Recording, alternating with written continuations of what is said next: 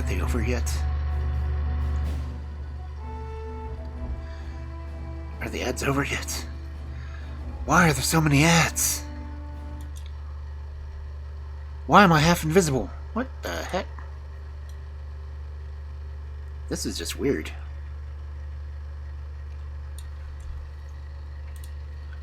Why am I on the wall now? I have to fix my staging. I'm still on the wall.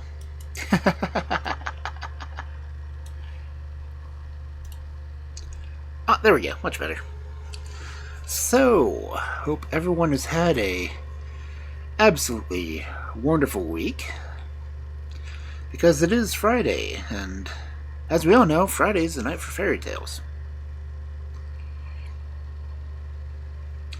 That also means that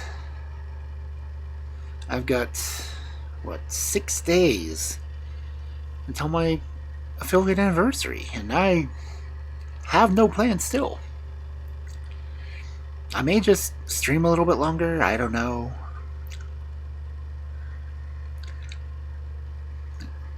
My model's already getting sluggish. Oh, well.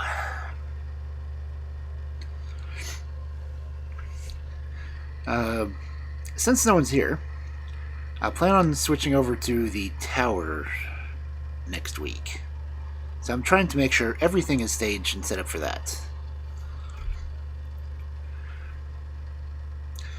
Which, hopefully, will go with very few problems. But I'm hoping to at least do that for my anniversary.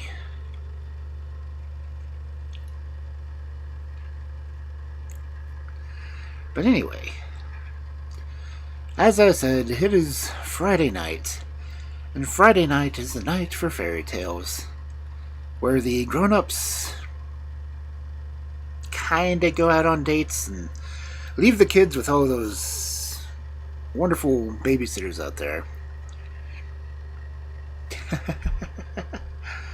Which is really kinda how this started. But yeah, when the adults are away, the fairies can't speak worth a damn today. But yeah, when the parents have gone out for the evening and the kids are settling into bed, you need the storytellers to read them stories and hopefully put them to sleep.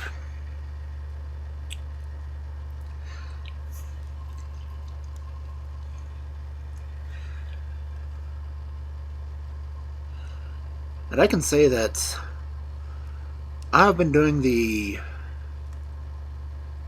Friday Night Fairy Tales since at least February of 2022.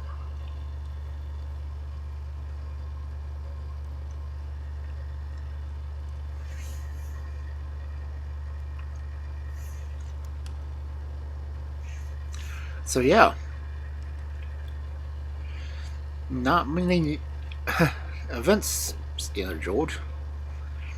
I may see what I can do, but I'm not really much of an event planner.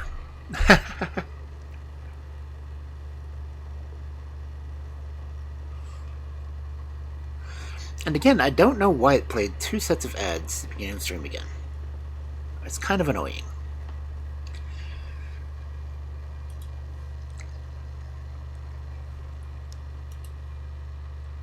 I mean, I would think that if I trigger the ads myself, it wouldn't set up another set, but it tends to.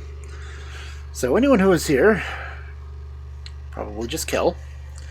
I apologize for 6 minutes of ads.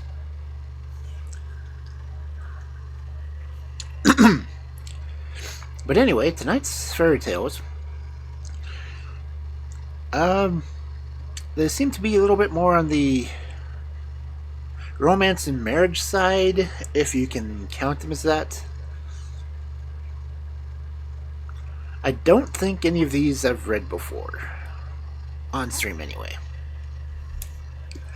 And I will try to get at least reading until 11. Let's see how many I'm going to try to do.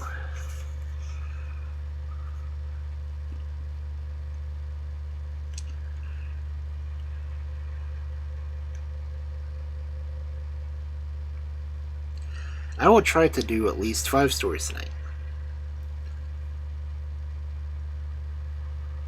If not 6. Because we've got The Man Without a Heart, Two Brothers, Master and Pupil, The Golden Lion, Sprig of Rosemary. Those are the ones I'm going to try to get through. And if we have time, we'll go ahead and do the White Dove.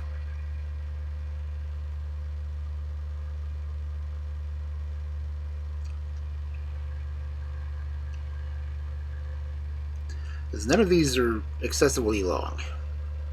I think the longest one looks like it might be 9 pages. So we shouldn't have any problem. And of course, we'll try to take a break, and if anything really interesting comes up, we'll probably stop and mention it. Yeah.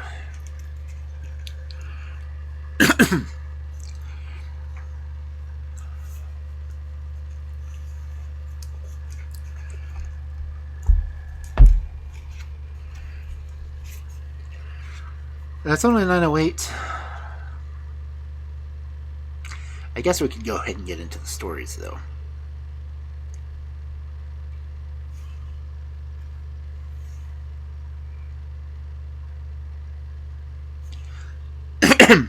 But again, it may be nice to get onto the tower next week instead of the laptop. So this may be the penultimate laptop stream. Maybe, maybe not, I don't know. We'll try to get over to it. I still have a lot more to get set up on it. And I mean, my complete setup, I haven't gotten even close to yet. But I will try to get it done.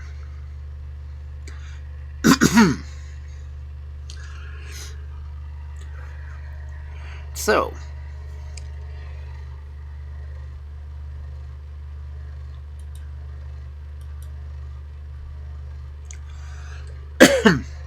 sorry for the coughing. Our first wonderful fairy tale for this Friday night. The Man Without a Heart. Once upon a time, there were 7 brothers who were orphans and had no sister. Therefore, they were obliged to do all of their own housework. This they did not like at all, so after much deliberation, they decided to get married. There were, unfortunately, no young girls to be found in the place where they lived, but the elder brothers agreed to go out into the world and seek for brides, promising to bring back a very pretty wife for the youngest also, if he would meanwhile stay home and take care of the house. He consented willingly, and the 6 young men set off in good spirits. On their way, they came to a small cottage, standing quite by itself in the wood.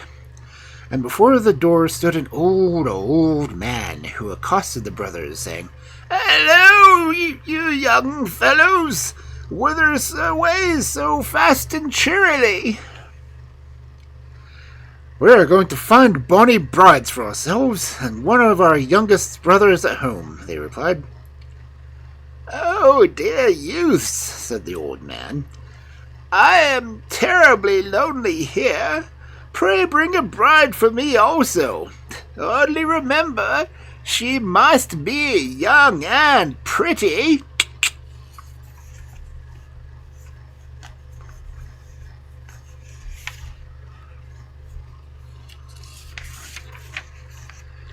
"What does a shriveled old gray thing like that want with a pretty young bride?"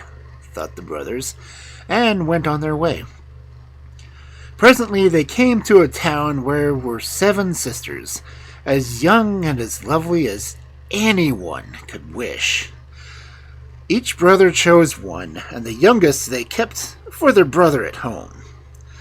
Then the whole party set out the return journey, and again their path led through the wood, and passed the old man's cottage. There he stood before the door and cried, "Oh, you fine fellows, what a charming bride you have brought me!" "She is not for you," said the young man. "She is for our youngest brother, as we had promised." "What?" said the old man. "Promised? I'll make you eat your promises!"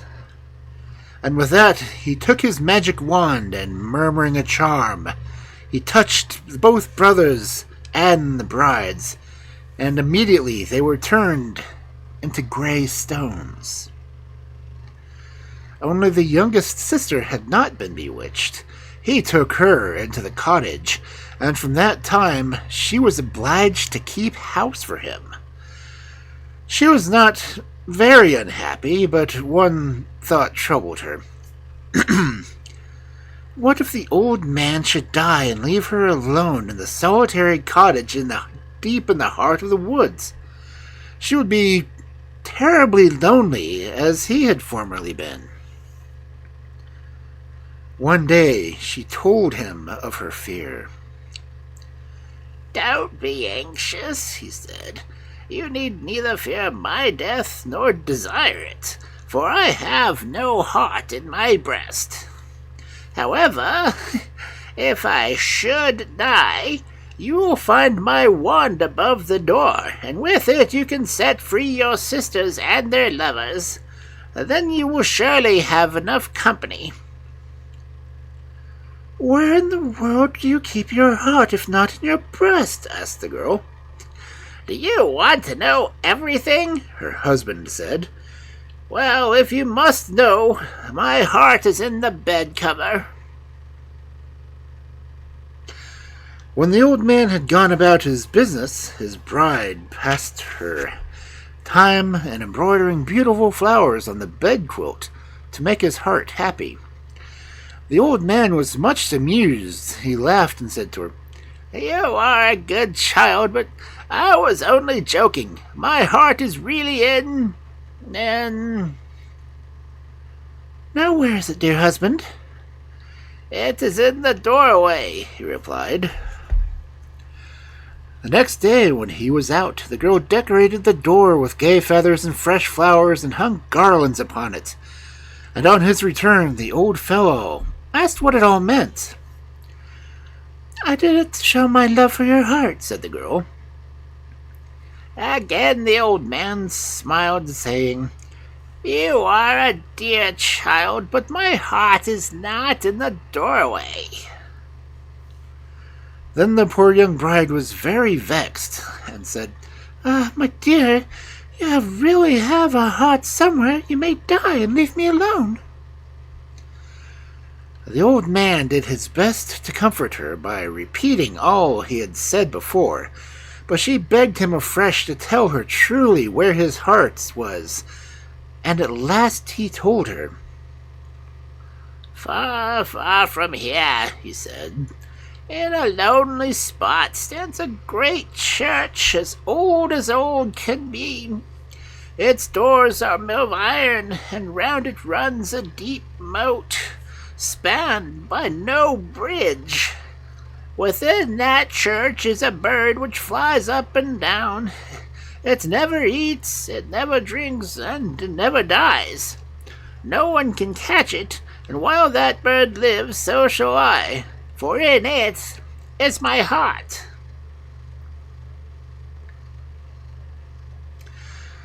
It made the little bride quite sad to think she could do nothing to show her love for the old man's heart.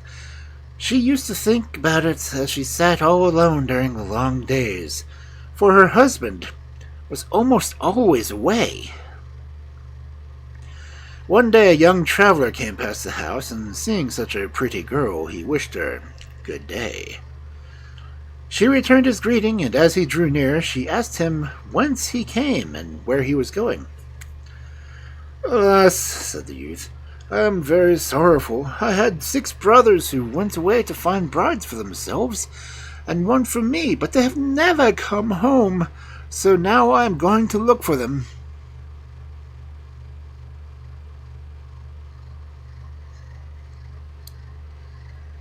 good friend, said the girl. You need go no further. Come, sit down, eat and drink, and afterwards I'll tell you all about it. She gave him food, and when he was finished his meal, she told him how his brothers had come to the town where she had lived with her sisters, how they had each chosen a bride, and taking herself with them, had started for home. She wept as she told how the others were turned to stone, and how she was kept as the old man's bride. She left nothing out, even telling him the story of her husband's heart. When the young man heard this, he said, I shall go in search of the bird. It may be that God will help me to find and catch it. Yes, do go, she said. It will be a good deed, for then you can set your brothers and my sisters free. Then she hid the young man, for it was now late, and her husband would soon be home. Next morning, when the old man had gone out, she prepared a supply of provisions for her guest, and sent him off on his travels, wishing him good luck and success. He walked on and on till he thought it must be time for breakfast, so he opened his knapsack, and what a delight it was to find such a store of good things. What a feast! He exclaimed. Will anyone come and share it? Oh, sounded close behind him, and looking round he saw a great red ox, which said, I have much pleasure in accepting your kind invitation. Delighted to see you. Pray help yourself. All I have is at your service, said the hospitable youth, and the ox lay down comfortably, licking his lips, and made a hearty meal. Many thanks to you, said the animal as it rose up. When you are in danger or necessity, call me, even if only by a thought. And then it disappeared among the bushes. The young man packed up all the food that was left and wandered on till a shortening stars, and his own hunger warned him that it was midday. He laid his cloth on the ground and spread out his provisions, saying at the same time, Dinner is ready, and anyone who wishes to share it with me is welcome. Then there was a great rustling in the undergrowth, and out ran a wild boar, grunting, Someone said dinner was ready. Was it you? Or did you mean me to come? By all means, help yourself to what I have, said the young traveler, and the two enjoyed their meal together. Afterwards, the boar got up, saying, Thank you. When you in need be, you must quickly call for me. And then he rolled off. For a long time the youth walked on. By evening he was miles away. He felt hungry again, and having still some provisions left, thought he had better make his supper ready. When he spread out his sheet, he cried as before, Anyone who cares to share my meal is welcome. He heard the sound overhead like the flapping of wings, and a shadow was cast upon the ground. Then a huge griffin appeared, saying, I heard someone giving an invitation to eat. Is there anything for me? Why not, said the youth. Come down and take all you want. There won't be much left after this. So the griffin alighted and ate his fill, and as he flew away, Call me any time you need me. What a hurry he was in, the youth said to himself. He might have been able to direct me to the church, for I shall never find it alone. He gathered up his things and started to walk a little further before resting. He had not gone far when all of a sudden he saw the church. He soon came to it, and rather the wide deep moat which surrounded it, without a single bridge by which to cross. It was too late to attempt anything now, and besides, the poor youth was very tired, so he lay down on the ground and fell fast asleep. Next morning, when he awoke, he began to wish himself over the moat, and the thought occurred to him that if only the red ox were there, thirsty enough to drink up all the water in the moat, he might walk across the dry bed. Scarcely had he thought crossed his brain before the ox appeared and began to drink up all the water.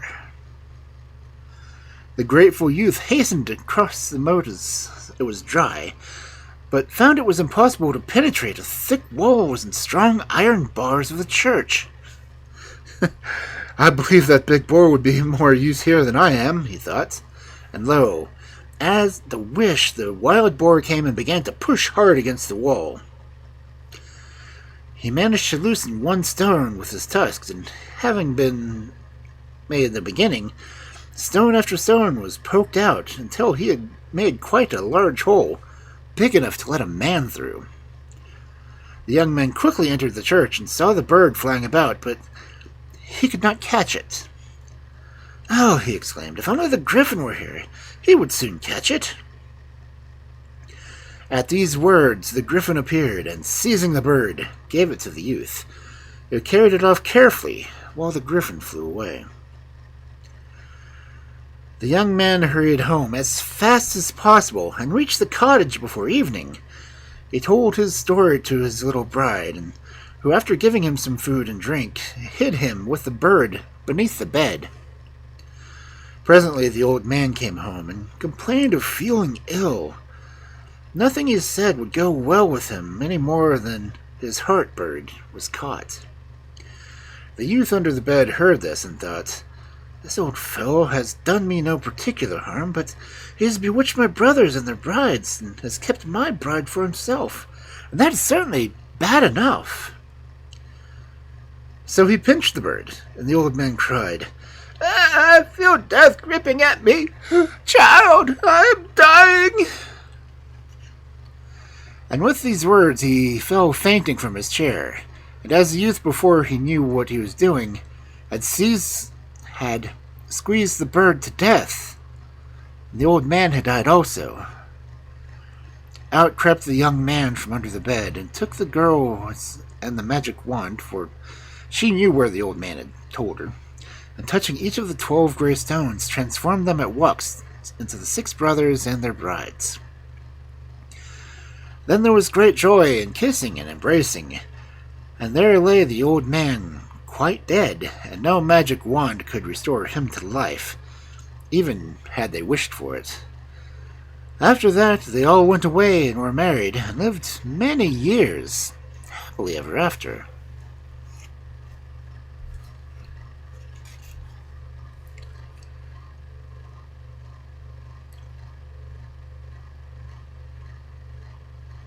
Why did I not hear the blurb?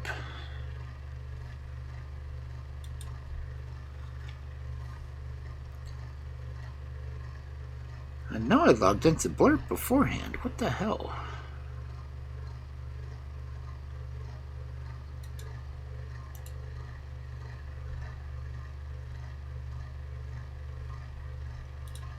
Everything is logged in. Why did it not play? Oh, excuse me.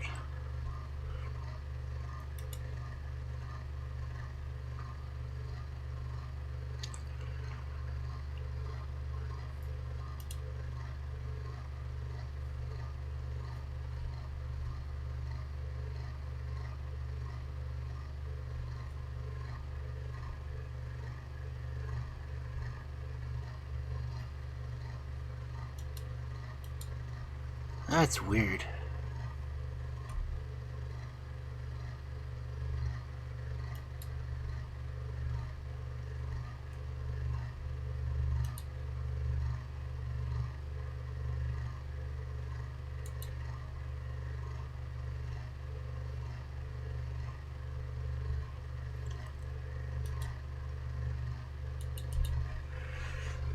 I don't know what's going on.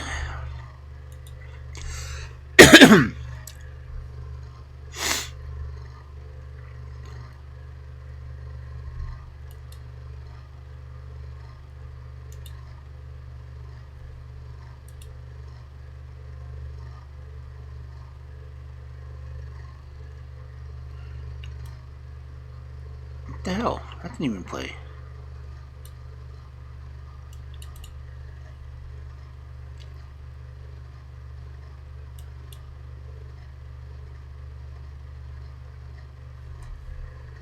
Did I change the address for my blurbs?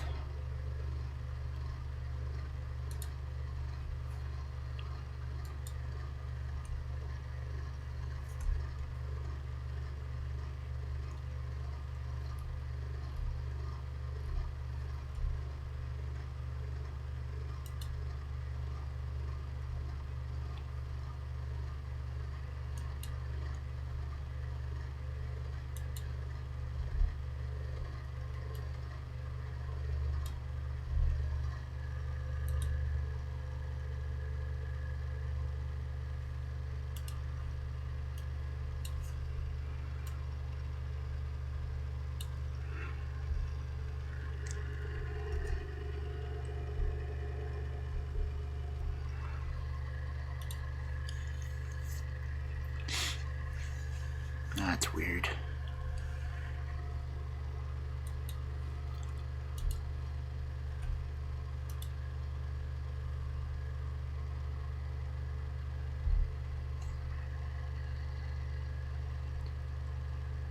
What the hell? Oh, that was loud. Okay. Says it's on monitor and output.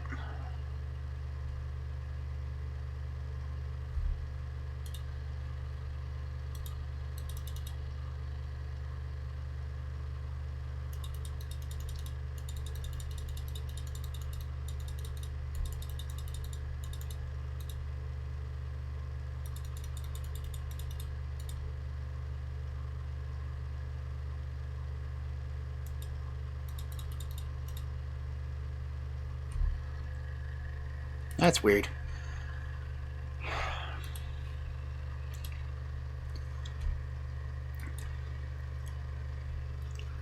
I did not want that opened. Guilty, if you're still there, can you try it again? It's not letting me do it.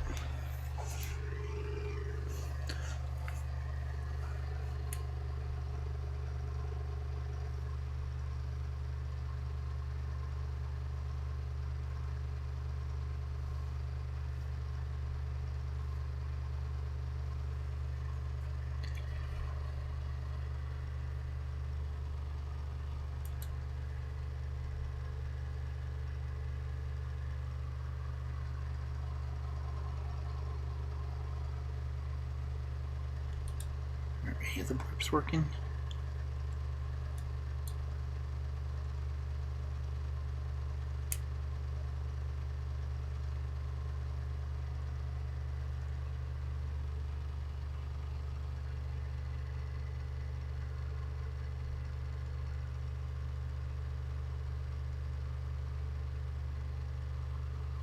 Okay. So it's not letting me have it in the preview, but it's trying to play it on stream. Weird. There's one more thing to have to double check.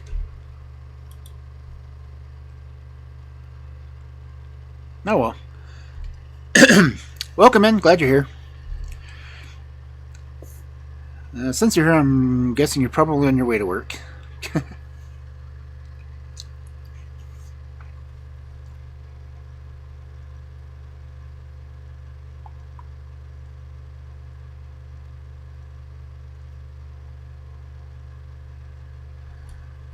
I'm not sure why the walk-on didn't work, though.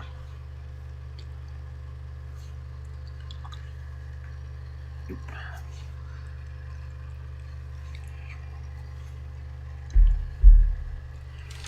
Ouch.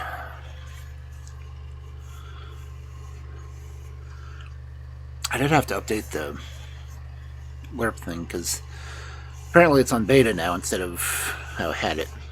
So I had to change my link. Anyway.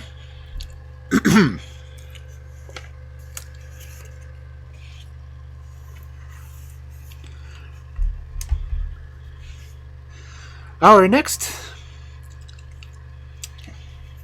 wonderful fairy tale for this fabulous Friday night.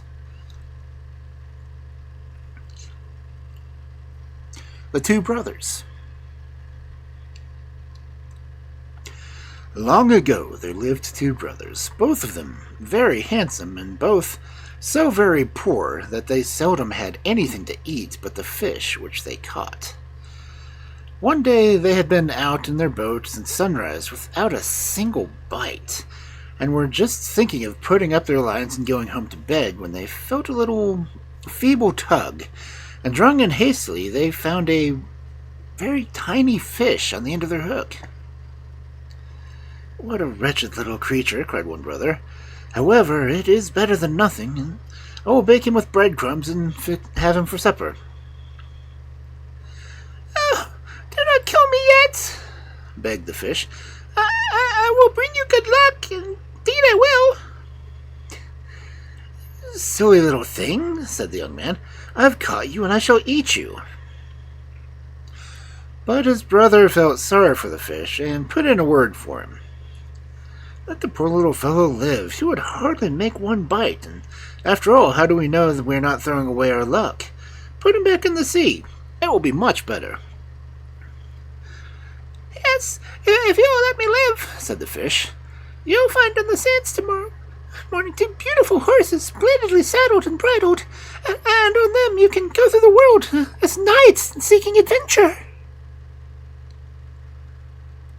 "What utter nonsense!" exclaimed the elder. "And besides, what proof have we that you are speaking the truth? Besides being a speaking fish." But again the younger brother interposed. "Oh, do let him live. You know, if he is lying to us, we can always catch him again. Is it quite worth while trying?" At last the young man gave in and threw the fish back into the sea, and both brothers went supperless to bed, and wondered what fortune the next day would bring. At the first streaks of dawn they were both up, and in very few minutes were running down to the shore. And there, just as the fish had said, stood two magnificent horses, saddled and bridled, and on their backs lay suits of armor and two underdresses, 2 swords, and 2 purses of gold. "There," said the younger brother, "are you not thankful you did not eat that fish? It has brought us good luck, and there is no knowing how great we will become. Now, we will each seek our own adventures. If you take one road, I will go the other." "Very well," replied the elder, "but how shall we let each other know if we are both living?" "Do you see this fig tree?" said the younger. "Well, whenever one wants news of the other, we only have to come here and make a slit with our swords in the back. If milk flows, it will be a sign that we are well and prosperous, but if, instead of milk, there is blood, then we are either dead or in great danger." Then the two brothers put on their armor, buckled their swords, and pocketed their purses, and after taking a tender farewell of each other, they mounted their horses and went their various ways. The elder brother rode straight till he reached the borders of a strange kingdom. He crossed the frontier and soon found himself on the banks of a river, and before him, in the middle of the stream, a beautiful girl sat chained to a rock and weeping bitterly. For in this river dwelt a serpent with 7 heads, who threatened to lay waste the whole land by breathing fire and flame from his nostrils, unless the king sent him every morning a man for his breakfast. This had gone on so long that there were no men left, and he had been obliged to send his own daughter instead, and the poor girl was waiting till the monster got hungry and felt inclined to eat her. When the young man saw the maiden weeping bitterly, he said to her, "What's the matter, my poor girl?" "Oh," she answered, "I am chained till the horrible serpent with 7 heads comes to eat me. Oh, sir, do not linger here. He will eat you too." "I will stay," said the young man, "for I mean to set you free." "That is impossible. Do you not know what the fearful monster the serpent is? You can do nothing against him." "Well, if you're resolved..." "That is my affair, beautiful captive," he said. "Only tell me, which way will the serpent come?" If you're resolved to free me, listen to my advice. Stand a little on one side, and then, when the serpent rises to the surface, I will say to him, 'O serpents, today you can eat 2 people. But you had better begin first with the young man, for I am chained and cannot run away.' When he hears this, he will most likely attack you."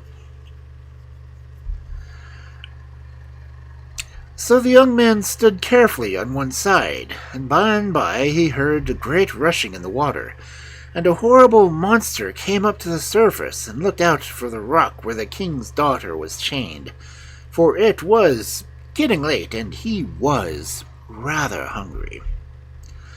But she cried out, "Oh, serpents, today you can eat 2 people, and you had better begin with the young man, for I am chained and cannot run away." The serpent made a rush at the youth with wide-open jaws to swallow him at one gulp. But the man leaped aside and drew his sword, and fought till he had cut off all 7 heads. And when the great serpent lay dead at his feet, he loosened the bonds of the king's daughter, and she flung herself into his arms and said, "You have saved me from the monster, and now you shall be my husband, for my father has made a proclamation that whoever could slay the serpent should have his daughter to wife." But he answered, "I cannot become your husband yet, for I still have far to travel. But wait for me for 7 years and 7 months. Then, if I do not return, you are free to marry whom you will. And in case you should have forgotten, I will take these 7 tongues with me so that I may bring them forth, so that you may know that I am really he who slew the serpent." So saying, he cut out the 7 tongues, and the princess gave him a thick cloth to wrap them in, and he mounted his horse and rode away. Not long after he had gone, there arrived in the river a slave who had been sent by the king to learn the fate of his beloved daughter. And when the slave saw the princess standing free and safe before him, with the body of the monster lying at her feet, a wicked plan came into his head, and he said, "Unless you'll promise to tell your father it was I who slew the serpent, I will kill you and bury you in this place, and no one will know what befell." What could the poor girl do? This time there was no knight to come to her aid. So she promised to do as the slave wished, and he took up the 7 heads and brought the princess to her father. Oh, how enchanted the king was to see her again, and the whole town shared his joy. And the slave was called upon to tell how he had slain the monster, and when he had ended, the king declared that he should have the princess to wife. But she flung herself at her father's feet and prayed him to delay. "You have passed your royal word, you cannot go back from it. Yet grant me this grace. Let 7 years and 7 months go by before you wed me. When they are all over, I will marry the slave." And the king listened to her, and 7 years and 7 months she looked to her bridegroom, and wept for him night and day. At this time the young man was riding through the world, and when the 7 years and 7 months were over, he came back to the town where the princess lived, only a few days before the wedding. And he stood before the king and said to him, "Give me your daughter, O king, for I slew the 7-headed serpent. And as a sign that my words are true, look on these 7 tongues which I cut from his 7 heads, and on this embroidered cloth which was given to me by your daughter." Then the princess lifted up her voice and said, "Yes, dear father, he has spoken the truth, and it is he who is my real bridegroom. Yet, pardon the slave, for he was sorely tempted." But the king answered, "Such treachery can no man pardon. Quick away with him, and off with his head." So the false slave was put to death. None might follow in his footsteps. And the wedding feast was held, and the hearts of all rejoiced that the true bridegroom had come home at last. The two lived happily and contentedly for a long while, when one evening the young man was looking from his window and saw on the mountain that lay out beyond the town a great bright light. "What can that be?" he said to his wife. "Ah, do not look at it," she answered, "for it comes from the house of a wicked witch whom no man can manage to kill." But the princess had better kept silence, for her words made her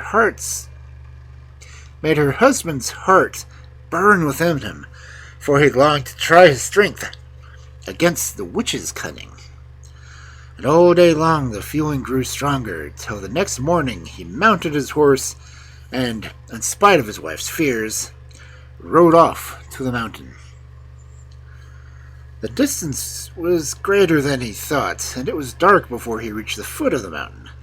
Indeed, he could not have found a way in the road that, for all had been the bright light, which shone like the moon on his path. At length he came to the door of a fine castle, which had a blazing streaming from every window. He mounted a flight of steps and entered the hall, where a hideous old woman was sitting in a golden chair. She scowled at the young man and said, "With a single one of the hairs of my head, I can turn you into stone." "Oh, what nonsense!" he cried. "Be quiet, old woman. What could you do with one hair?" But the witch pulled out her hair and laid it on his shoulder, and his limbs grew cold and heavy, and he could not stir. Now, at this moment, the younger brother was thinking of him, and wondering how he had got on during all the years since they had parted. "I shall go to the fig tree," he said to himself, "to see whether he is alive or dead." So he rode through the forest till he came where the fig tree stood, and cut a slit in the bark and waited. In a moment, a little gurgling noise was heard, and out came a stream of blood running fast. "Oh, woe is me!" he cried bitterly. "My brother is dead or dying. Shall I ever reach him in time to save his life?" Then, leaping on his horse, he shouted, "Now, my steed, fly like the wind!" And they rode right through the world, till one day they came to the town where the young man and his wife lived. Here the princess had been sitting every day since the morning that her husband had left her, weeping bitter tears and listening for his footsteps. And when she saw his brother ride under the balcony, she mistook him for her own husband, for they were so alike that no man might tell the difference. And her heart bounded, and leaning down she called to him, at last, how long I have waited for thee!" When the younger brother heard these words, he said to himself, "So it is where my brother had lived, and this beautiful woman is my sister-in-law." But he kept silence, and let her believe he was indeed her husband. Full of joy, the princess led him to the old king, who welcomed him as his own son, and ordered a feast to be made for him, and the princess was beside herself with gladness. But when she would have put her arms around him and kissed him, he held up his hand to her to stop, saying, "Touch me not," at which she marveled greatly. In this manner several days went on, and one evening the young man, as he leaned over the balcony, saw the bright light shining on the mountain. "What can that be?" he said to the princess. "Oh, come away," she cried. "Has not that light already proved your bane? Do you wish to fight a second time with that old witch?" He marked her words, though she knew it not. They taught him where his brother was and what had befallen him. So before sunrise he stole out early, saddled his horse, and rode off to the mountain. But the way was further than he thought, and on the road he had met a little old man who asked him whither he was going. Then the young man told him his story, and he added, Somehow or other I must free my brother who has fallen into the power of an old witch. I will tell you what you must do, said the old man. The witch's power lies in her hair, so when you see her, spring on her and seize her by the hair. Then she cannot harm you. But be very careful never to let her hair go. Bid her lead you to your brother and force her to bring him back to life. For she has an ointment that will heal all wounds and even wake the dead. And when your brother stands safe and well before you, then cut off her head, for she is a wicked woman. The young man was grateful for these words and promised to obey them. Then he rode on and soon reached the castle. He walked boldly up the steps and entered the hall where the hideous old witch came to meet him. She grinned horribly at him and cried out, With one hair of my head I can change you into stone. Can you indeed? Said the young man, seizing her by the hair. You old wretch, tell me what you have done with my brother, or I will cut your head off this instant. Now the witch's strength was all gone from her, and she had to obey. I will take you to your brother, she said, hoping to get the better of him by cunning. But leave me alone. You hold so tight that I cannot walk. You must manage somehow, he answered, and held her tighter than ever. She led him into a large hall filled with stone statues, which once had been men, and pointing one out, she said, There's your brother. The young man looked at them all and shook his head. My brother's not here. Take me to him, or it will be worse for you. But she tried to put him off with the other statues, though it was no good. And it was not until they had reached the last hall of all of them that he saw his brother lying on the ground. That is my brother, he said. Now give me the ointment that will restore him to life. Very unwillingly, the old witch opened a cupboard close by, filled with bottles and jars, and took down one and held it out to the young man. But he was on watch for trickery and examined it carefully, and saw that it had no power to heal. This happened many times, till at length she found it was no use and gave him the one he wanted. And when he had it safe, he made her stoop down and smear it all over his brother's face, taking care all the while never to loose her hair. And when the dead man opened his eyes, the youth drew his sword and cut off her head with a single blow. Then the older brother got up and stretched himself and said, Oh, how long have I slept, and where am I? The old witch had enchanted you, but she is now dead and you are free. We will wake up the other knights that she laid spells under, and then we will go. This they did, and after sharing amongst them the jewels and gold they found in the castle, each man went his own way. The two brothers remained together, and the elder tightly grasped the ornaments which had brought him back to life. They had much to tell each other as they rode along, and at last the younger exclaimed, Oh, fool, to leave a beautiful wife to go and fight a witch! She took me for her husband, and I did not say her nay. When the elder brother heard this, he filled with rage, and, without saying one word, drew his sword and slew his brother, and his body rolled in the dust. Then he rode on till he reached his home, where his wife was sitting, weeping bitterly. When she saw him, she sprang up with a cry, and threw herself round his arms. Oh, how long I've waited for thee! Never, never must you leave me any more! When the old king heard the news, he welcomed him as a son, and made ready a feast, and all the court sat down. And in the evening, when the young man was alone with his wife, she said to him, Why would you not let me touch you when you came back, but always thrust me away when I tried to put my arms around you or kiss you? Then the old man understood how true his brother had been to him, And he sat down and wept and wrung his hands because of the wicked murder that he had done. Suddenly he sprang to his feet, for he remembered the ointment which lay hidden in his garments, and he rushed to the place where his brother still lay. He fell on his knees beside the body, and taking out the salve, rubbed it on the neck where the wound was gaping wide, and the skin healed, and the sinews grew strong.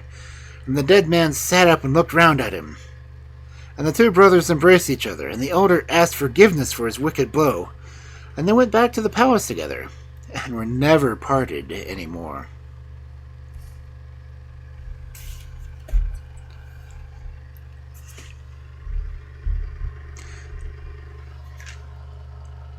The younger brother did actually say that his wife was all over him, so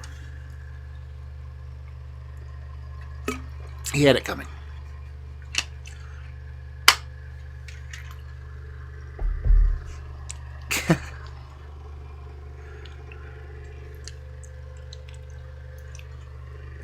He had it coming. He had it coming. He only had himself to blame. Ouch.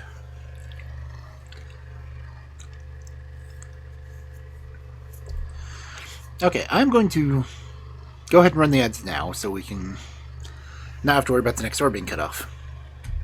So I will see you in 3 minutes or so. See you in a bit.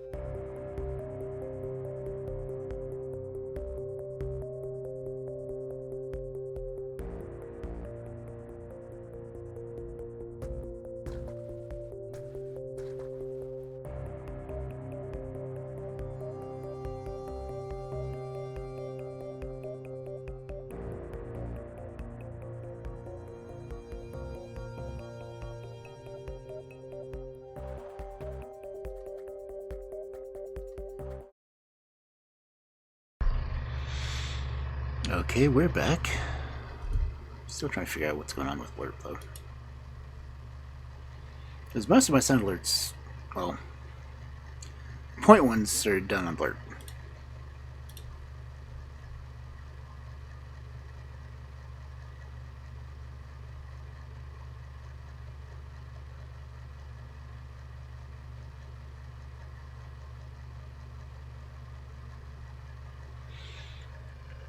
But I'm not hearing the monitor. I'm just hearing the regular play. I don't know why.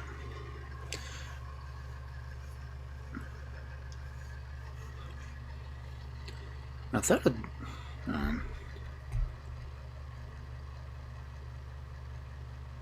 I don't know how my alerts grouped on this version.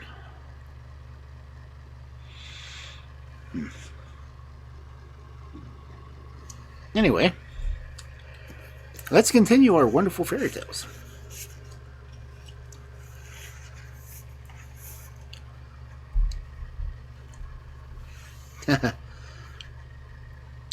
This one seems to be Danish.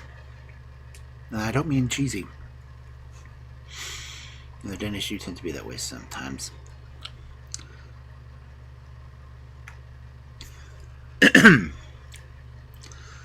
So our next story is Master and Pupil.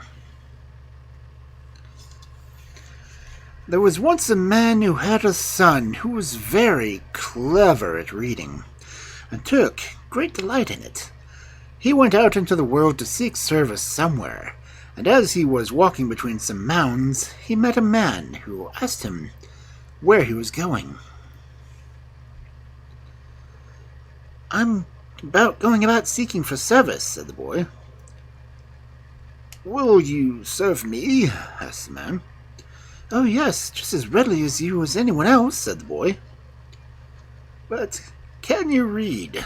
asked the man. "As well as a priest," said the boy. "Then I can't have you," said the man. "In fact, I was just wanting a boy who couldn't read. His only work would be to dust my old books." Then the man went on his way, and left the boy looking after him. "It was a pity I didn't get the right place," he thought. "That was just the very thing for me." That was supposed to be the boy, sorry. "It was a pity I didn't get that place," thought he. "That was just the very thing for me." Making up his mind to get the situation, if possible, he hid himself behind one of the mounds and turned his jacket inside out so that the man would not know him as easily again. Then he ran along beside the mound and met the man at the other end. "Where are you going, my little boy?" said the man, who did not notice it was the same one he had met before. "I'm going about seeking for service," said the boy. "Will you serve me?" asked the man. "Oh yes, just as readily you as anyone else," said the boy. "But can you read?" "No, I don't know a single letter," said the boy.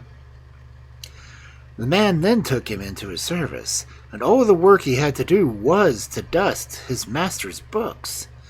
But as he did this, he had plenty of time to read them as well, and he read away at them until at last he was just as wise as his master, who was a great wizard, and could perform all kinds of magic. Among other feats, he could change himself into the shape of any animal, or any other thing that he pleased. When he had learned all of this, he did not think it was worthwhile staying there any longer, so he ran away home to his parents again. Soon after, there was a market in the next village, and the boy told his mother that he had learned how to change himself into a shape of any animal he chose. "Now," he said, "I shall change myself into a horse, and father can take me to market and sell me. I shall come home again at night." The mother was frightened by this idea, but the boy told her that she need not be alarmed. All would be well. So he changed himself into a horse, such a fine horse too, that his father got a high price for it at the market. But after the bargain was made and the money paid, the boy changed again into his own shape when no one was looking, and went home. Sounds like a tanuki trick. The story spread all over the country about a fine horse that had been sold and then it disappeared, and at last the news came to the ears of the wizard. "Aha," he said. "That is that boy of mine. He befooled me and ran away, but I shall have him yet." The next time there was a market, the boy again changed himself to a horse, and was taken there by his father. The horse soon found a purchaser, and while the two were inside drinking a luck penny, the wizard came along and saw the horse. He knew at once it was not an ordinary horse, so he also went inside, and offered the purchaser far more than he had paid for it. So the latter sold it to him. The first thing the wizard now did was to lead the horse away to a smith, to get a red-hot nail driven into its mouth, because after that it could not change its shape again. When the horse saw this, he changed itself into a dove and flew up into the air. The wizard at once changed himself into a hawk and flew up after it. The dove now turned into a gold ring and fell into a girl's lap. The hawk now turned into a man and offered the girl a great sum of money for the gold ring, but she would not part with it, seeing that it had fallen down to her, as it were, from heaven. However, the wizard kept on offering her more and more for it, until at last the gold ring grew frightened, and changed itself into a grain of barley, which fell to the ground. The man then turned into a hen and began to search for the grain of barley, but this again changed itself into a polecat, and took off the hen's head with a single snap. The wizard was now dead, and the polecat put on a human shape, and the youth afterwards married the girl, and from that time forward let all his magic arts alone.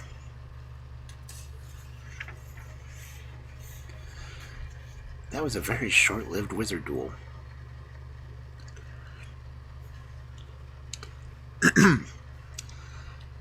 Gotta be careful about those shapeshifters.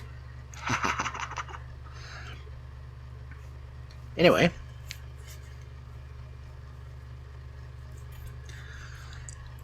Yeah, this is another Italian story translated to German, translated to English, so the wording may be a little off.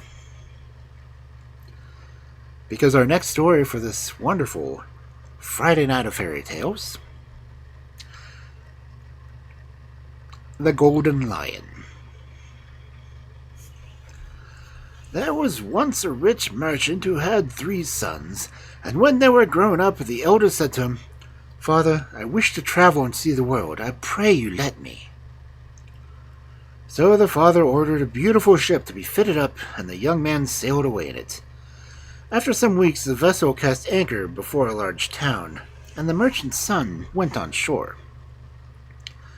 The first thing he saw was a large notice written on a board saying that if any man could find the king's daughter within 8 days, he should have her to wife, but that if he tried and failed, his head must be forfeit. Well, thought the youth as he read the proclamation, that ought not to be a very difficult matter. And he asked an audience to the king and told him that he wished to seek for the princess, who, unbeknownst to everyone else in the kingdom, was a world record hide-and-seek player. Not really. "Certainly," said the king. "You have the whole palace to search in, but remember, if you fail, it will cost you your head." Saying so, he commanded the doors to be thrown open, and food and drink to be set before the young man, who, after he had eaten, began to look for the princess. But though he visited every corner and chest and cupboard, she was not in any of them, and after 8 days he gave it up, and his head was cut off. All this time his father and brothers had had no news of him, and were very anxious. At last the second son could bear it no longer, and said, "Dear father, I pray you, give me a lodgeship and some money, and let me go to seek for my brother." So another ship was fitted out, and the young man sailed away, and was blown by the wind in the same harbor where his brother had landed. Now, when he saw the first ship laying at anchor, his heart beat high, and he said to himself, "My brother cannot surely be far off." And he ordered a boat, and was put on shore. As he jumped on the pier, his eye caught notice about the princess, and he thought, "He has undertaken to find her, and has certainly lost his head. I must try myself, and seek him as well as her. It cannot be a difficult matter." But he fared no better than his brother, and in 8 days, off went his head. So now there was only the youngest at home, and when the other 2 never came home, he often also begged for a ship that he might go in search of his lost brothers. When the vessel started, a high wind rose, and blew him straight to the harbor, where the notice was set. "Oh," he said, as he read, "whoever can find the king's daughter shall have her to wife. Oh, it is quite clear now what has befallen my brothers. But in spite of that, I think I will try my luck." And he took down the road to the castle. On the way, he met an old woman who stopped and begged. "Oh, leave me in peace, old woman," he replied. "Oh, do not send me away empty," she said. "You are such a handsome young man, and you will surely not refuse an old woman a few pence." "I tell you, old woman, leave me alone." "You are in some trouble," she said. "Tell me what it is, and perhaps I can help you." Then he told her how he had set his heart on finding the king's daughter. "I can easily manage that for you as long as you have enough money." "Oh, as to that I have plenty," answered he. "Well, you must take it to a goldsmith and get him to make it into a golden lion with eyes of crystal, and inside it you must have something that will enable it to play tunes, and when it is ready, bring it to me." The old man did as he was bid, and when the lion was made, the old woman hid the youth inside it, and brought it to the king, who was delighted with it, and he wanted to buy it. But she replied, "It does not belong to me. My master will not part with it from any price." "At any rate, leave it with me for a few days," he said. "I should like to show it to my daughter." "Yes, you can do that," answered the old woman, "but tomorrow I must have it back again." And she went away. The king watched her till she was quite out of sight, so as to make sure that she was not spying upon him. Then he took the golden lion into his room and lifted some loose boards from the floor. Below the floor there was a staircase, which he went down until he reached the door at the foot. This he unlocked, and he found himself in a narrow passageway closed by another door, which he also opened. The young man, hidden in the gold lion, kept count of everything, and marked that there were, in all, 7 doors. After they had all been unlocked, the king entered a lovely hall where the princess was amusing herself with 11 friends. All 12 girls wore the same clothes, and were as like each other as peas in a pod. "What bad luck," thought the youth. "Even supposing I managed to find my way here again, I don't see how I could ever tell which is a princess." And he stared hard at the princess as she clapped her hands with joy and ran up to them, crying, "Oh, do let us keep that delicious beast for tonight. It will make such a nice plaything." The king did not stay long, and when he left, he handed over the lion to the maidens, who amused themselves with it for some time, until they got sleepy, and thought it was time to go to bed. But the princess took the lion into her own room and laid it on the floor. She was just beginning to doze when she heard a voice quite close to her, which made her jump. Oh, lovely princess, if only you knew what I have gone through to find you. The princess jumped out of her bed, screaming, "The lion! The lion!" But her friends thought it was a nightmare and didn't bother getting up. Oh, lovely princess, continued the voice, fear nothing. I am the son of a rich merchant and desire above all things to have you for my wife. And in order to get you, I have hidden myself inside this golden lion. Well, what use is that? She answered. For if you cannot pick me out of among my companions, you will still lose your head. I look to you to help me, he said. I have done so much for you that you might do me this one thing. And listen to me. On the 8th day I will tie a white sash around my waist. By that you will know me. The next morning the king came very early to fetch the lion, as the old woman was already at the palace asking for it. When they were safe from view, she let the young man out and returned to the king and told him that he wished to find the princess. Very good, said the king, who was by at this time almost tired of repeating the same words. But if you fail, your head will be forfeit. So the youth remained quietly in the castle, eating, looking at all the beautiful things around him, and every now and then pretending to be searching busily in all the closets and corners. On the 8th day, he entered the room where the king was sitting. Take up the floor of this place, he said. The king gave a cry, but stopped himself and asked, What do you want the floor up for? There's nothing there. But all his courtiers were watching him, and he did not like to make any more objections, and ordered the floor to be taken up, as the young man had desired. The youth went straight down the staircase till he reached the door. Then he turned and demanded the key that should be brought. So the king was forced to unlock the door, and the next, and the next, and the next, until all 7 were open. And they entered the hall where the 12 maidens were standing in a row, so that none might tell them apart. But as he looked, one of them slightly drew a white sash from her pocket and slipped it around her waist. And the young man sprang to her and said, This is the princess, and I claim her for my wife. And the king owned himself beaten, and commanded that the wedding feast should be held. For 8 days after, the bridal pairs said farewell to the king and set sail for the youth's own country, taking with them the whole shipload of treasures as the princess's dowry.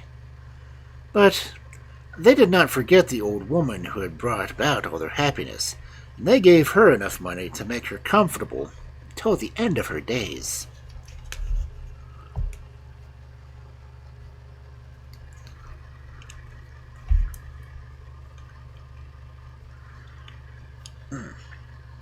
That is another story that I've heard in different versions.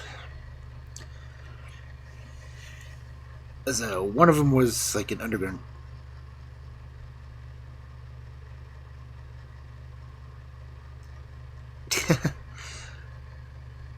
We're about to be raided.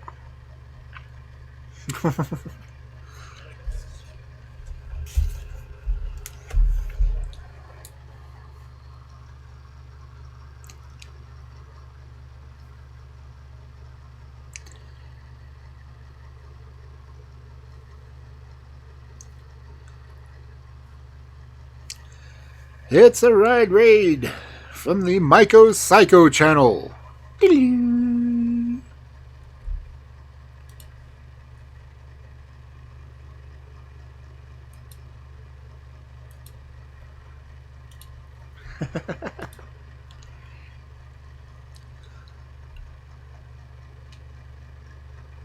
So, how is Mist?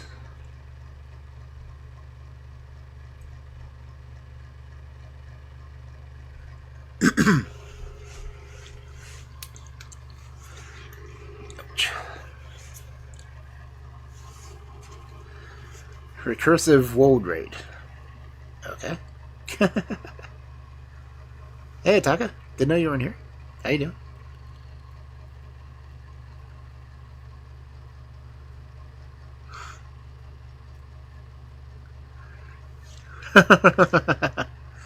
That works too.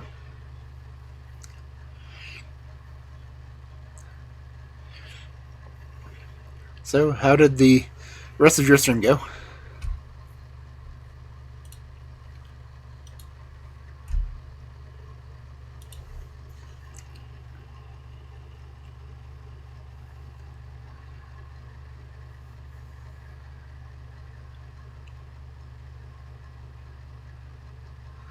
Yeah, missed is missed. As long as there's no gorillas in it.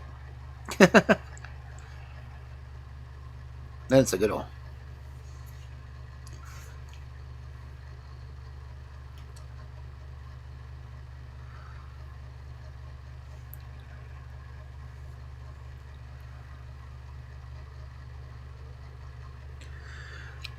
No. If you need to stretch, do anything after stream, because normally you go horizontal about this time.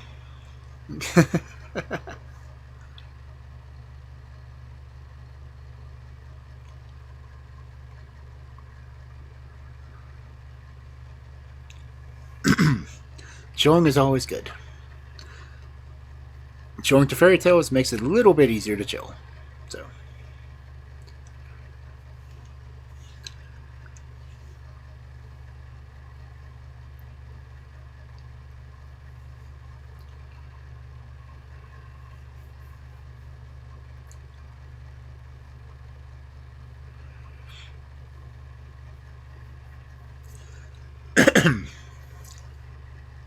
So the tales of fairies.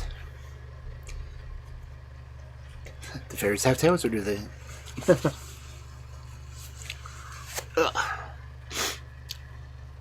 There hasn't been a single fairy mentioned in this story tonight.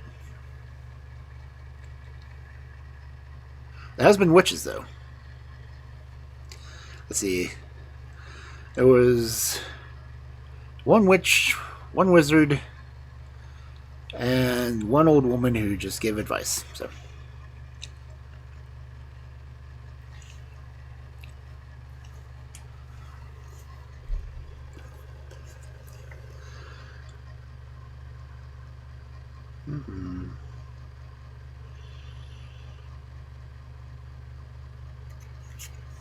Let's see.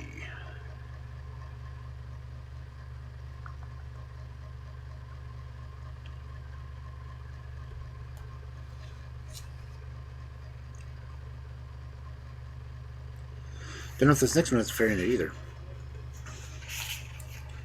But apparently that's from the Catalans. Interesting. ¿Cuántos populares catalans?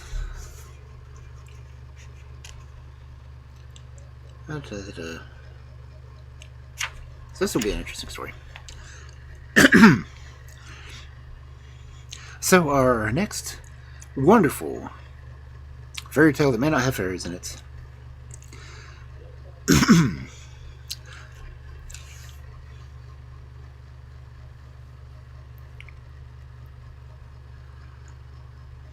As I don't see any fairies mentioned in this one yet, but I do see herbs. Because the story is a sprig of rosemary.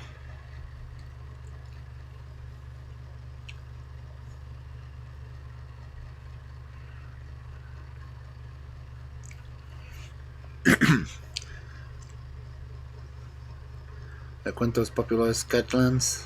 No, that's old stories from the Catalans. No. Popular stories. Popular tales.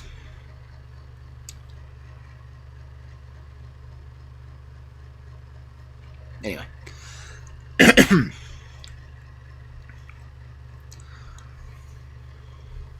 I'm having to use all the other languages that I've been learning doing fairy tales to translate things. So.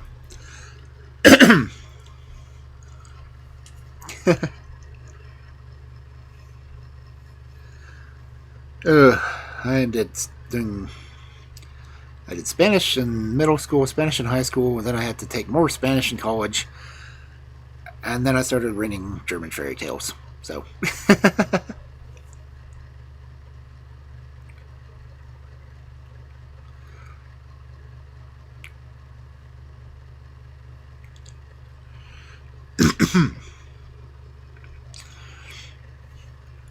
So, feel free to sit back, relax,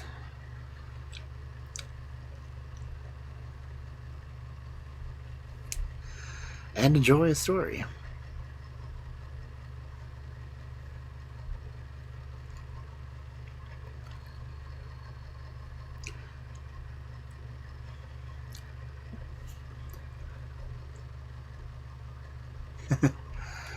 Get some rest. The Sprig of Rosemary. Once upon a time there lived a man with one daughter, and he made her work hard all day. One morning, when she had finished everything he had set her to do, he told her to go out into the woods and get some dry leaves and sticks to kindle a fire. The girl went out and soon collected a large bundle, and then she plucked at a sprig of sweet-smelling rosemary for herself. But the harder she pulled, the firmer seemed the plant, and at last, determined not to be beaten, she gave one great tug, and the rosemary remained in her hands. Then she heard a voice close to her saying, "Well?" And she saw before her a handsome young man, who asked why she had come to steal his firewood. The girl, who felt much confused, only managed to stammer out as an excuse that her father had sent her. "Very well," replied the young man, "then come with me." So he took her through the opening made in the torn-up root, and they traveled till they reached a beautiful palace, splendidly furnished, but only lighted from the top. And when they had entered, he told her that he was a great lord, and that never had he seen a maiden so beautiful as she, and that if she would only give him her heart, they would be married and live happily forever after. And the maiden said yes, she would, and so they were married. The next day the old dame who looked after the house handed her all the keys, and pointed her out one that she would never do well to use, for if she did, the whole palace would fall to the ground, and the grass would grow over it, and the damsel herself would be remembered no more.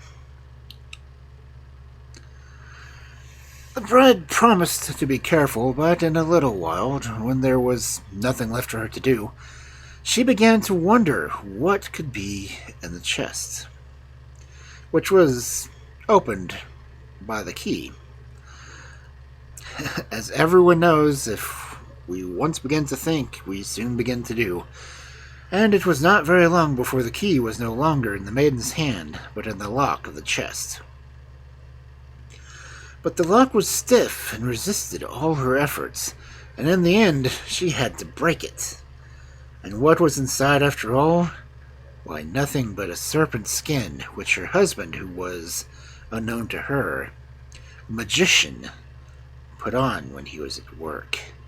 And at the sight of it the girl was turning away in disgust, when the earth shook violently under her feet, and the palace vanished as if it had never been. And the bride found herself in the middle of a field, not knowing where she was or where to go. She burst into a flood of bitter tears, partly at her own folly, but more for the loss of her husband, whom she did dearly love. Then, breaking a sprig of rosemary off of a bush hard by, she resolved, cost what it might, to seek him through the world till she found him. So she walked, and she walked, and she walked, till she arrived at a house built of straw. She knocked at the door and asked if they wanted a servant. The mistress said that she did, and if the girl was willing she might stay.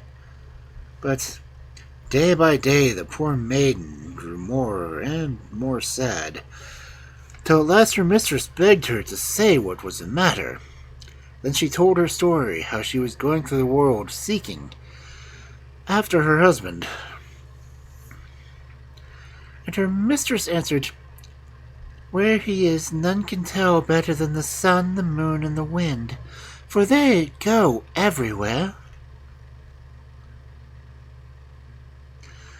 On hearing these words, the damsel set forth once more, and walked till she reached the golden castle where the sun lived.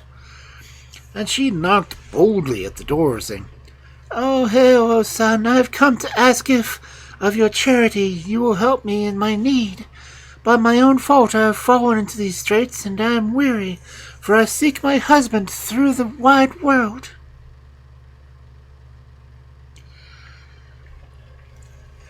"Indeed," spoke the sun. "Do you, rich as you are, need help? But through you live in a palace without windows, the sun enters everywhere, and he knows you." Then the bride told him the whole story, and did not hide her own ill-doing. And the son listened, and was sorry for her. And though he could not tell her where to go, he gave her a nut, and bid her open it in a time of great distress. The damsel thanked him with all her heart, and departed, and walked, and walked, and walked, until she came to another castle, and knocked at the door, which was opened by an old woman. "Oh, hail," said the girl, "I have come of your charity to ask help." "It is my mistress, the moon, you seek. I will tell her of your prayer." So the moon came out, and when she saw the maiden, she knew her again, for she had watched her sleeping both in the cottage and in the palace. And she spake to her, and said, "Do you, rich as you are, need help?" Then the girl told her the whole story, and the moon listened, and was sorry for her. Though she could not tell her where to find her husband, she gave her an almond, and told her to crack it when she was in great need. So the damsel thanked her, and departed, and walked, and walked, and walked, till she came to another castle. She knocked at the door, and said, "Oh, hail, I have come to ask if, of your charity, you will help me in my need." "It is my lord the wind that you want," answered the old woman who opened it. "I will tell him your prayer." And the wind looked on her, and knew her again, for he had seen her in the cottage and in the palace, and spake to her, and said, "You are rich as you are, and want help." And she told him the whole story, and the wind listened, and was very sorry for her, and gave her a walnut that she was to eat in time of need. But the girl did not go as the wind expected. She was tired and sad, and knew not where to go. So she began to weep bitterly, and the wind wept too, for company, and she said, "Don't be frightened. I will go and see if I cannot find out something." And the wind departed with a great noise and fuss, and all the twinkling of an eye. He was back again, beaming with delight. "For what one person and another have let fall," he exclaimed, "I have contrived to learn that he is in the palace of a king, who keeps him hidden lest anyone should see him, and that tomorrow he is to marry the princess, who, ugly creature as she is, has not been able to find any man to wed her." Who can tell the despair which seized the poor maiden when she heard the news? As soon as she could speak, she implored the wind to do all he could to get the wedding put off for a day or three, for it would take her all that time to reach the palace. Pretty good.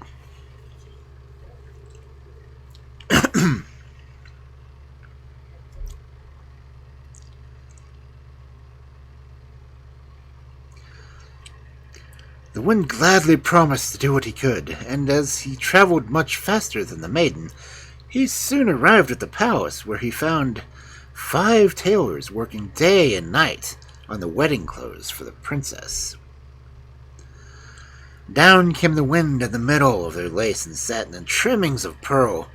Away they went, whiz through the open windows, right up to the tops of the trees, across the river, among the dancing ears of corn. After them ran the tailors, catching, jumping, climbing, but all to no purpose. The lace was torn, the satin stained, and the pearls knocked off. There was nothing for it but to go to the shops to buy fresh, and begin all over again. It was plainly quite impossible that the wedding clothes should be ready the next day. However, the king was much too anxious to see his daughter married to listen to any excuses, and he declared that a dress must be put together somehow for the bride to wear. But when he went to look at the princess, she was such a figure that he agreed that it would be unfitting for her position to be seen in such a gown, and he ordered the ceremony and the banquets to be postponed for a few hours, so that the tailors might take the dress to pieces and make it fit.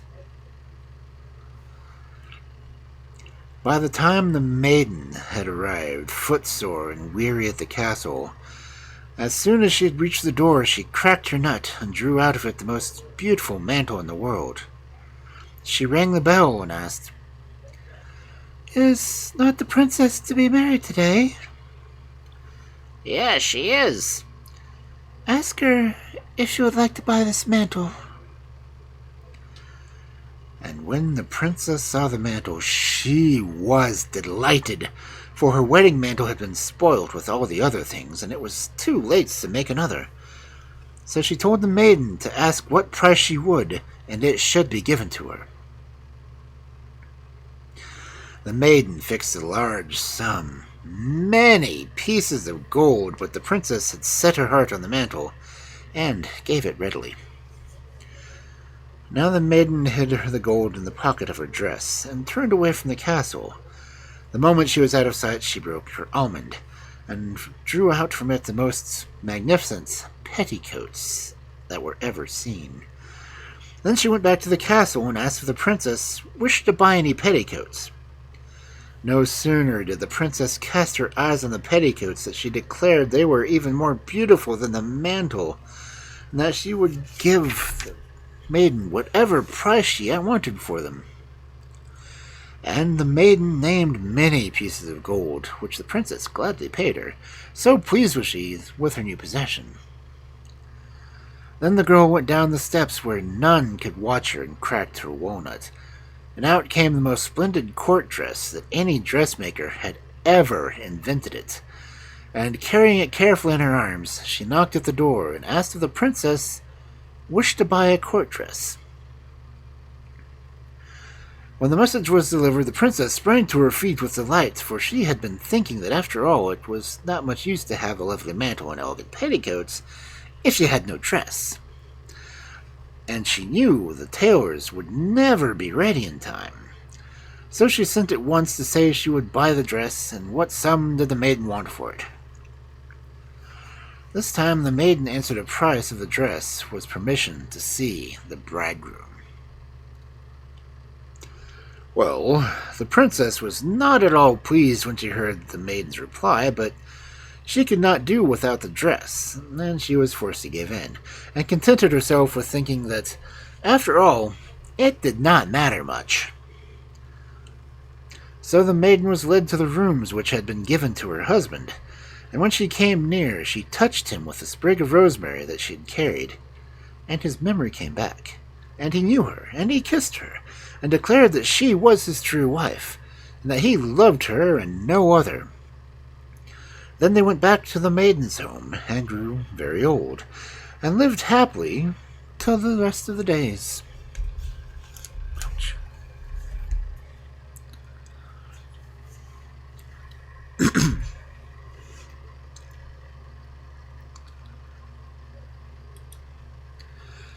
Oh, it has been a long week, Steph.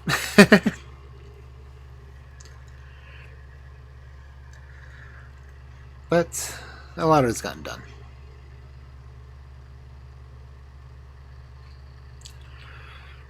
I almost have my new setup taken care of, and yeah, fun stuff.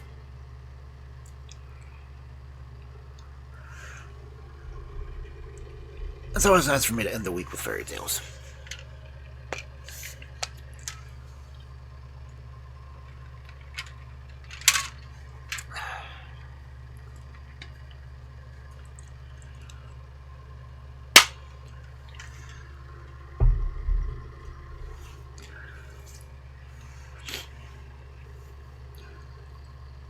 Oh, thank you. Well, I'm getting first.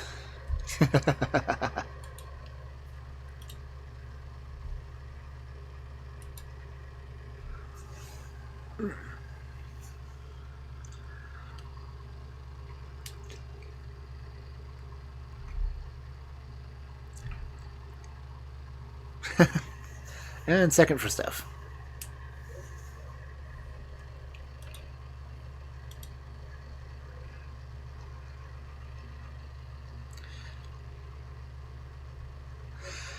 Yeah.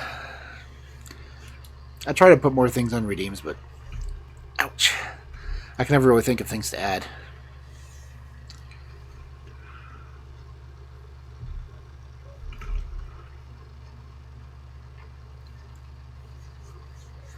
That's why most of them are just, sounds. And occasionally model changes.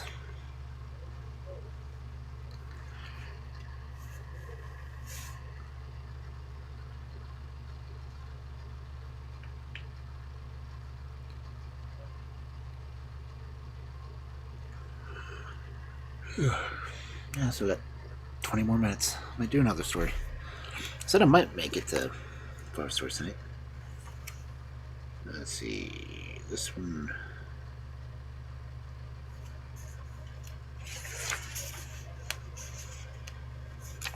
I did 5. I don't know if I can do 6.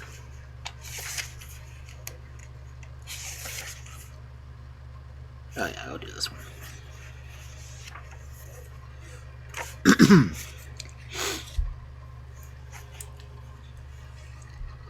See, oh, another Dutch story. Nice.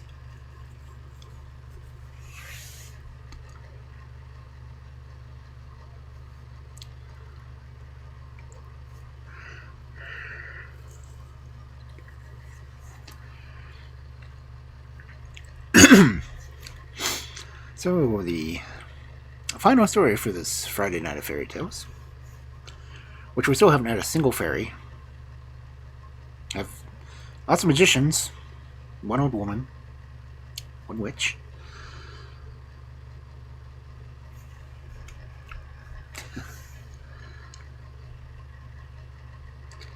But folk tales and fairy tales, they're close enough.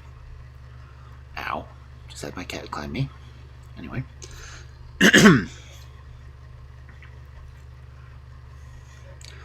Our final story for this wonderful Friday night. The White Dove. A king had 2 sons. They were a pair of reckless fellows who always had something foolish to do. One day they rowed out alone on the sea in a little boat. It was beautiful weather when they set out, but as soon as they'd got some distance from the shore, there arose a terrific story. I started at 9 o'clock.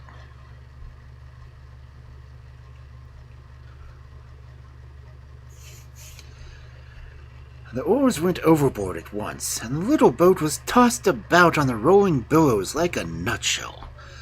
The princes had to hold fast by the seats to keep themselves from being thrown out of the boat. In the midst of all this, they met a wonderful vessel. It was a dough trough in which there sat an old woman. She called to them and said that they could still get to shore alive if they would promise her the son that was next to come to their mother, the queen. "We can't do that," shouted the princes. "He doesn't belong to us, so we can't give him away."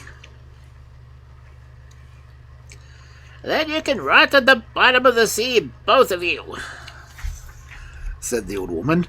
"and perhaps it may be the case that your mother would rather keep 2 sons she has than one she hasn't got yet."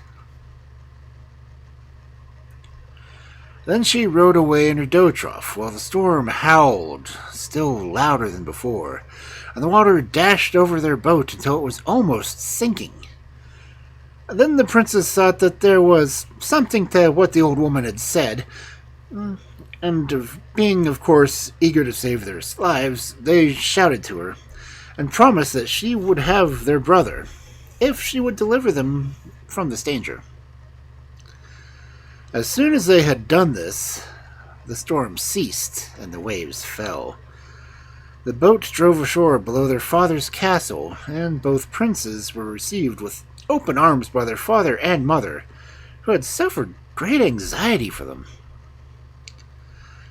The 2 brothers said nothing about what they had promised, neither at that time nor later on when the queen's 3rd son came, a beautiful boy whom she loved more than anything else in the world.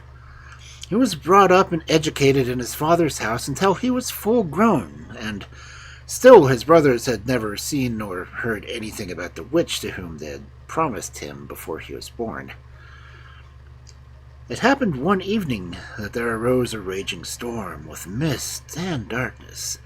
It howled and roared around the king's palace, and in the midst of it there came a loud knock at the door of the hall, where the youngest prince was.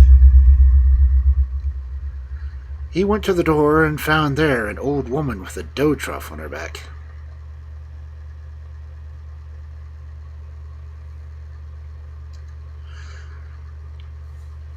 Who said to him that he must go with her at once. His brothers had promised him to her if she would save their lives. "Yes," he said, "if you save my brothers' lives and they promised me to you, then I will go with you." They therefore went down to the beach together, where he had to take his seat in the trough, along with the witch, who sailed away with him over the sea, home to her dwelling. The prince was now in the witch's power and in her service. The first thing she set him to do was to pick feathers. "A heap of feathers you see here," she said. "You must get finished before I come home in the evening. Otherwise you shall be set to harder work." He started to the feathers and picked until there was only a single feather left that had not passed through his hands. But then there came a whirlwind and sent all the feathers flying, and swept them along the floor into a heap, where they lay as if they were tramped together. He had now to begin all his work over again, but by this time it only wanted an hour in the evening, when the witch was expected home, and he easily saw that it was impossible for him to be finished by that time. Then he heard something tapping at the window pane, and a thin voice said, "Let me in, and I will help you." It was a white dove which sat outside the window, and it was pecking at it with its beak. He opened the window, and the dove came in and set at work at once, picked all the feathers out of the heap with its beak. Before an hour was past, the feathers were all nicely arranged, and the dove flew out the window, and at the same moment the witch came in through the door. "Well, well," she said, "it was more than I would have expected of you to get all the feathers put in order so nicely. However, Such a prince might be expected to have neat fingers. The next morning the witch said to the prince, Today you shall have some easy work to do. Outside the door I have some firewood lying. You must split it so that's for me into little bits that I can kindle the fire with it. That will soon be done, but you must be finished before I come home. The prince got a little axe and set to work at once. He split and clove away and thought he was getting fast on. But as the day wore on until it was long past midday, and he was still very far from having finished. He thought, in fact, that the pile of wood rather grew bigger than smaller, and in spite of what he took off of it, so he let his hands fall by his side and dried the sweat from his forehead, and was ill at ease, for he knew that it would be bad for him if he was not finished with the work before the witch came home. Then the white dove came flying and settled down on the pile of wood and cooed and said, Shall I help you? Yes, said the prince. Many thanks for your help yesterday and for what you offer today. Thereupon the little dove seized one piece of wood after another and split it with its beak. The prince could not take away the wood as quickly as the dove could split it, and in a short time it was all cleft into little sticks. The dove then flew up on his shoulder and sat there, and the prince thanked it and stroked and caressed its white feathers and kissed its little red beak. And with that it was a dove no longer, but a beautiful maiden who stood by his side. She told him then that she was a princess whom the witch had stolen and had changed to the shape, but with his kiss she had got her human form again, and if he would be her faithful and take her to wife, she could free them both from the witch's power. She then said to him, When the witch comes home, you must ask her to grant you a wish. When you have accomplished so well all that she has demanded of you, when she agrees, you must ask her straight out for the princess that she has flying about as a white dove. But just now you must take a red silk and tie it around my little finger, so that you may be able to recognize me again, into whatever shape she turns me. The prince made haste to get the silk thread tied around her little white finger. At the same moment the princess became a dove again, and flew away, and immediately after that the old witch came home with her dough trough on her back. Well, she said, I must say that you are clever at your work, and it is something, too, that such princely hands are not accustomed to. Since you're so well pleased with my work, said the prince, you will no doubt be willing to give me a little pleasure, too, and give me something that I've taken a fancy to. Oh, yes, indeed, said the old woman. What is it that you want? I want the princess here who's in the shape of a white dove, said the prince.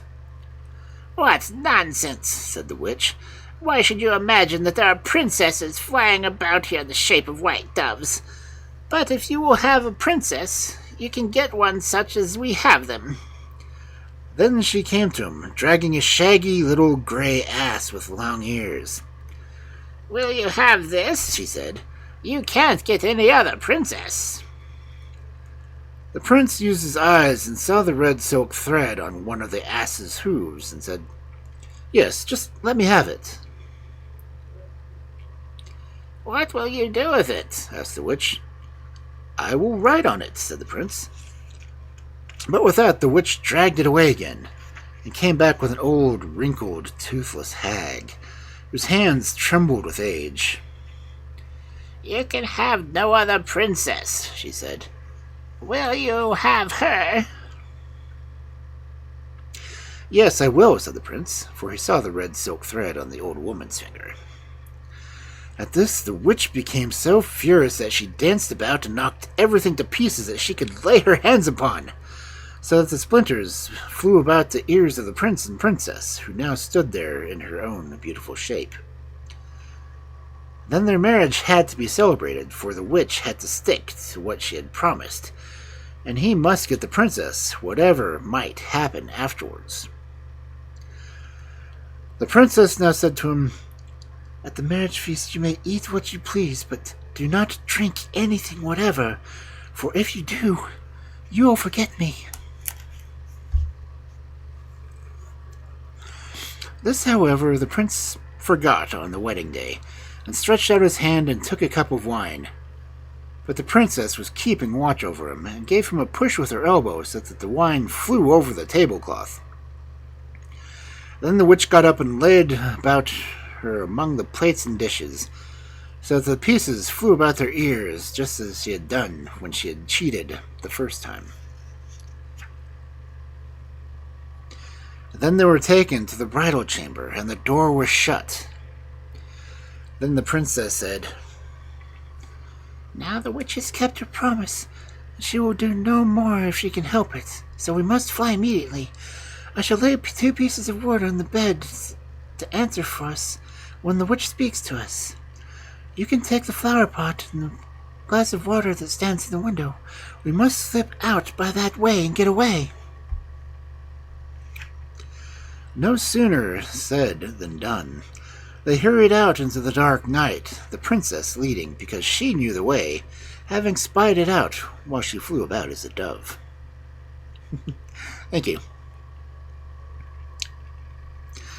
At midnight the witch came to the door of the room and called in to them, and the 2 pieces of wood answered her, so that she believed they were still there, and went away again. Before daybreak she was at the door again and called to them, and again the pieces of wood answered for them. She thus thought that she had them, and when the sun rose the bridal night was past. She had kept her promise and could vent her anger and revenge on both of them. When the first sunbeam broke, she came into the room, but there she found no prince and no princess. Nothing but the 2 pieces of firewood which lay in the bed, and stared and spoke not a word. These she threw on the floor so that they were splintered into 1,000 pieces, and off she hastened after the fugitives. When the first sunbeam, the princess said to the prince, "Look around. Do you see anything behind us?" "Yes, I see a dark cloud far away," said he.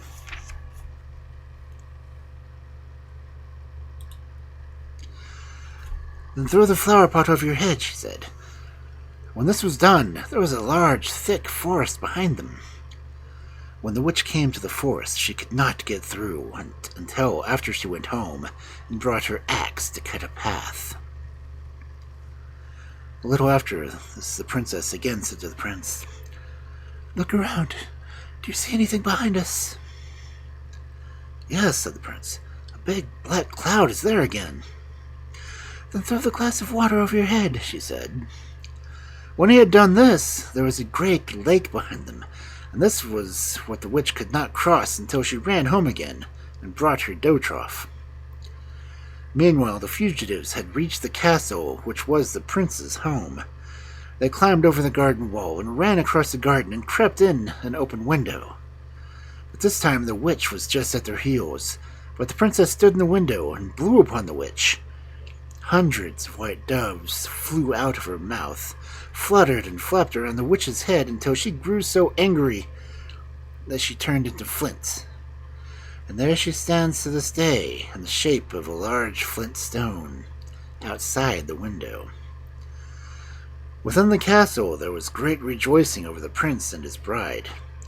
His 2 elder brothers came and knelt before him and confessed that what they had done, and he was only alone would inherit the kingdom, and they would always be his faithful servants.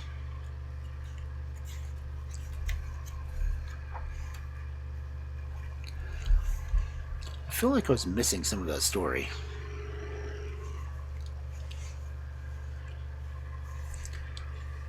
Because I've read that story before, and there's definitely parts missing. But then again, fairy tales will be from different regions, will have different versions.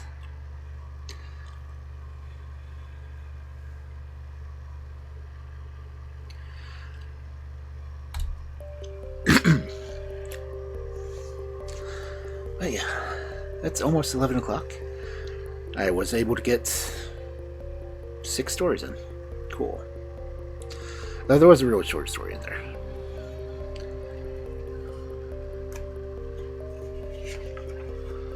That means, what do we start with next week? Ooh, The Troll's Daughter. Cool, that's a good one.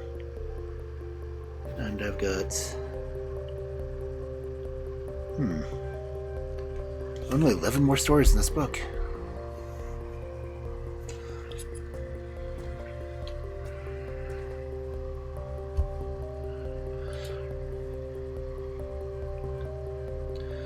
And then I'll switch to the Grey Fairy book. That's next in the series. Let's see who might be on.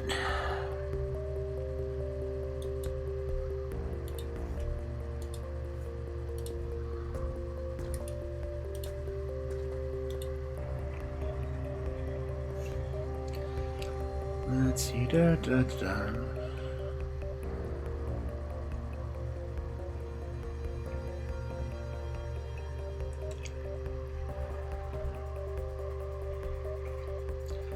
Well, there seems to be a lot of people streaming right now.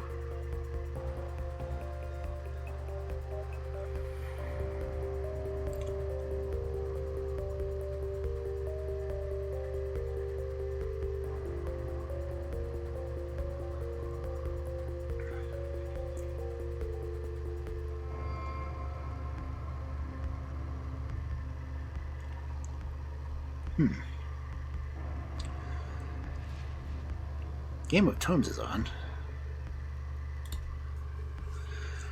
Unless anyone has any suggestions.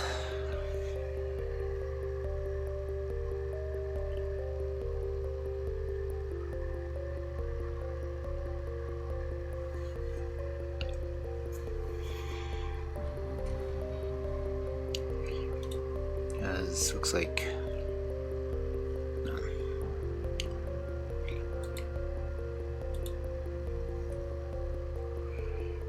let's see. Doing Spanish.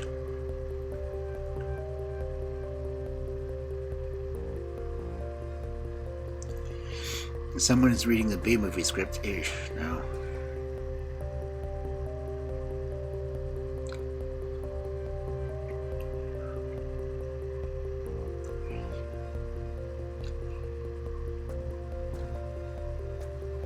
There's a lot more people writing than there are reading.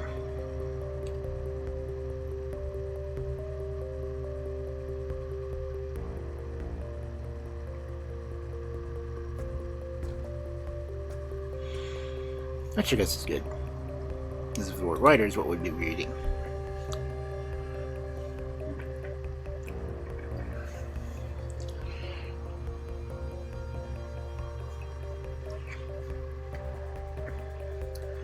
If I don't choose something fast, we're going to end up in ads again.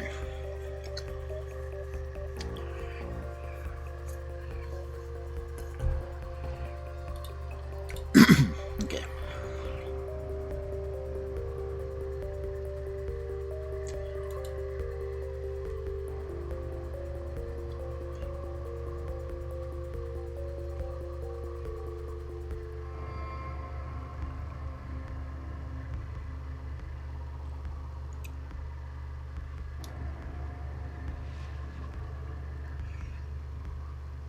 Really is mostly writers on right now. What's Tom's doing? Okay. Look in theirs real quick.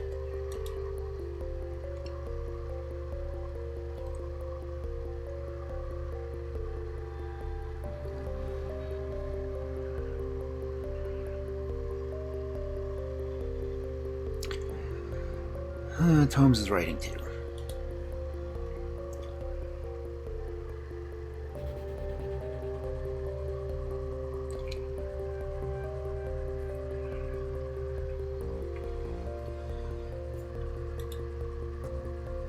Let's see.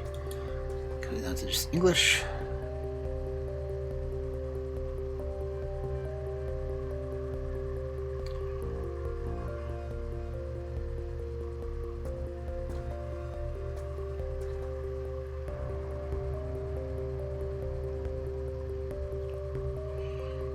I guess everyone's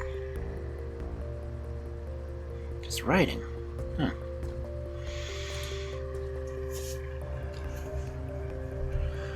Okay, let's see which friends are on.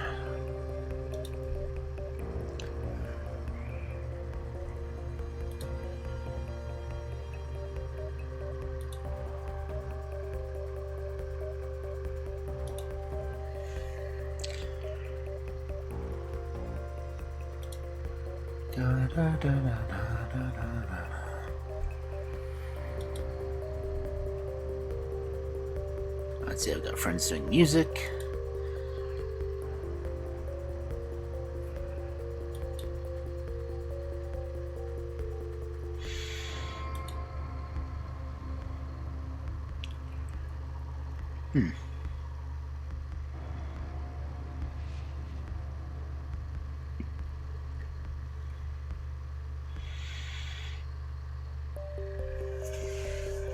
Oh, dang.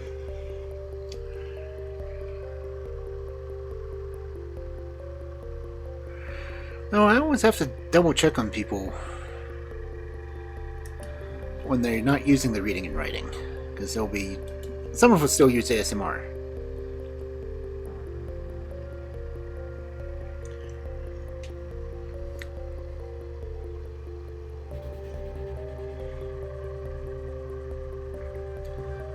Okay, Gloria is not reading. Okay.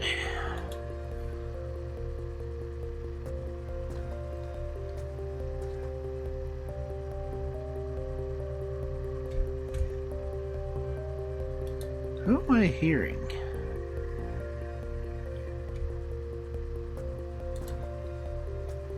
I'm hearing familiar voices. Who's on? This sounds like Trezov.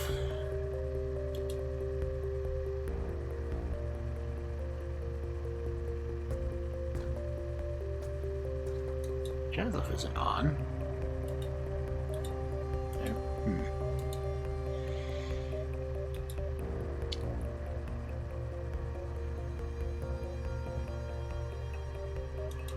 I don't know if Saxon's reading tonight. They're not on yet.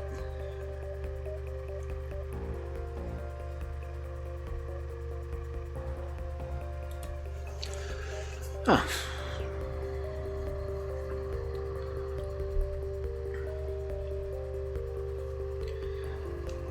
Yeah, I just may read Dusk. I don't get to read Dusk very often.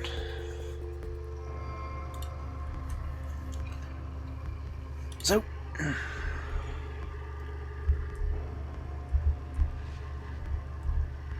there's a follow raid message, sub raid message.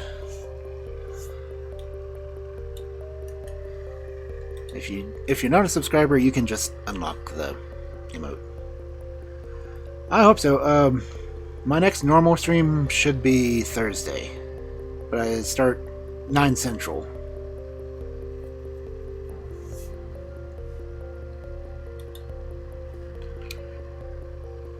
Thursday is going to be Rivals of Sherlock Holmes. Friday is for fairy tales, clearly.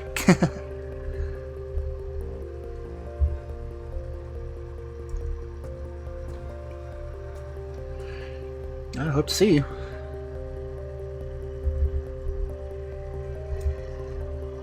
Dusk has done a lot of artwork for me, so I will actually show you my favorite one, because I use it for my ending stream. But anyway, Say your prayers. I hope you have a good night, and everyone else who might be here. Include everyone. And hopefully see you next time. Hug you in, warm within. Have a good night. Keep you free from sin till the Sandman comes. Sleep with one eye open, gripping your pillow tight. Exit light.